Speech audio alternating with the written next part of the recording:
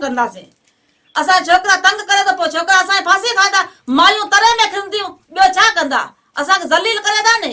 हाणे किस्तूं लॉकडाउन में 7 साल खणी आहे, 7 साल अॻु में असां किस्त खणी हुनखे थी विया 6 7 8 साल थी विया। ऐसे तरबियत में घणे तो लोन वे ने से आया 7 साल, ठीक है। असी 2 किस्ता पाए थी, वे विच में कौन आयो ही को हेणा आया था, महीनो डेढ़ थियो है, कदे आया था कदे को आए। असाने के किस्ता दे है, असा वट तो अटो ही को है, असी किस्ता कहाँ करे दियो। एने असाने प्रेशर करे जा असाने माफ करे दियो, जे न माफ करे दियो तो असी मना केड़ो न केड़ो खुदकुशी करे हथ कढा। बीजे असा वट का शे है को कमाइण वारो एक जणो वे ने मिले 400-500 रुपया, जो घर ही पूरी मस्त थे थी। माए बार नंढा है, दिकरा नंढा है, जो भाई कमाए सके। मिट्टी में व्याजखोरी खिलाफ कमला लोहार, शांति लोहार ऐं ॿियनि औरतुनि सख़्त एहतजाज कंदे तरतीब जे मुलाज़मनि ते इल्ज़ाम मढ़ियो त हिननि लॉकडाउन खां अॻु असांखे व्याज ते कर्ज़ु ॾिनो हो, जंहिं जूं असां किस्तूं बि पियारियूं, पर लॉकडाउन दौरान सरकारी पॉलिसी तहत इहो कर्ज़ु माफ़ थियो। पर 6-7 सालनि खां पोइ तरतीब वारा अॼु जाॻिया आहिनि त असांखे तव्हां पारां खयल कर्ज़ु मोटाए ॾियो, न त तव्हां जीअं ॾींदा तीअं असां वठंदासीं। कमला लोहार ऐं शांति लोहार मूजिबि तरतीब वारनि असांखे एतिरो तंग कयो आहे जो हाणे असां ख़ुदकुशियूं करण ते मजबूर थी विया आहियूं। तंहिं करे महिरबानी करे वास्तेदार इख़्तियारियूं नोटिस वठी असां ग़रीबनि सां इंसाफ़ कनि।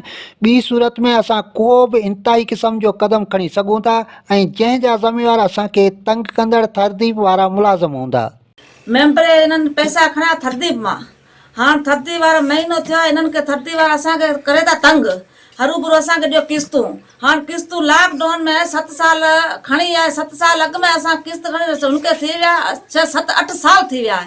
हाणे असांखे चए त तव्हां किस्तूं ॾियो, किस्तूं विच में तव्हां बंदि करे छॾी। असां 20,000 पियारिया, बाक़ी असां पैसा घुरे था, हाणे असांखे चए किस्तूं ॾियो। हाणे असां किस्तां ग़रीब माण्हू, अटो महांगो थी वियो, हाणे असीं किस्तूं ॾियूं छा, असीं ॿार खे बचे खे खाराऊं।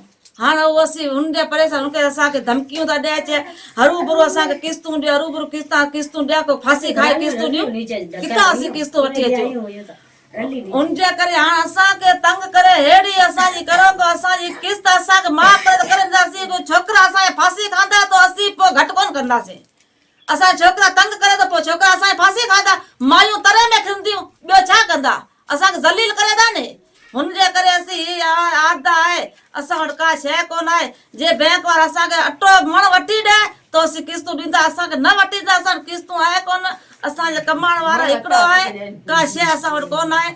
130 रुपया किलो अटो आहे, जे सामरा मिले केतिरा का 800 मिले, 800 में किस्तूं ॾियूं कि बच्चे न खाराऊं। असीं तरबियत में पैसा खणिया था, उहे ने 7 साल थे गयो है, उहे विच में न को आया न को बात करी। हेणा महीनो थियो असां मटे लोड करे असां किस्ता ॾियो, तो उहे में असीं कयो भाई असां वटि का शइ है को न को असांजे घर में जेको है तो माण्हू ॾे न, ऐं को तो पछे ॾे की।